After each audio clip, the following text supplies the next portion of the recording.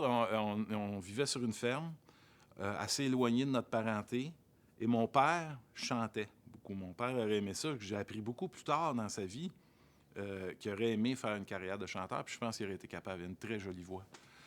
Fait que Père chantait beaucoup, on n'avait pas beaucoup d'argent, fait qu'on avait un pick-up puis 6 disques, genre un disque de Hank Snow, un de Perry Como, un de Dean Martin, tu sais, c'était pas mal ça.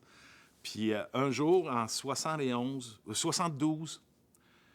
à Noël, ma mère a acheté le Greatest Hits de Hank Williams à mon père. Il a fait jouer ça sur le pick-up, puis ma vie a changé là. Ça a vraiment complètement changé ma vie. On s'est mis à faire des épluchettes de blé d'Inde dans la grange pour voir notre parenté, puis nos cousins, puis nos cousines. Père a bâti un stage dans la grange, un plancher de danse. On se faisait des bandes de cousins puis de cousines. Puis c'est comme ça que j'ai commencé à chanter, moi, dans la grange chez nous. Un vrai hillbilly. Une de ses sœurs s'est mise à jouer de la guitare, mais elle était plus jeune. Elle était plus jeune que moi, Joël. Elle est devenue une très bonne musicienne. D'ailleurs, elle a une maîtrise en opéra à l'université, si ma mémoire est bonne, de Lafayette, en Louisiane.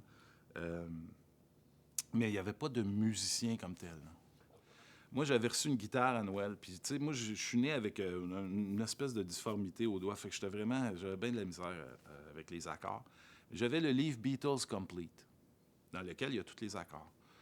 Puis une fois, mon oncle Paul, il dit, viens, je vais aller t'apprendre à jouer de la guitare. On est rentré dans ma chambre, on a mis le livre Beatles Complete, on avait chacun une guitare, on l'a ouvert à la première page, puis on est passé au travers.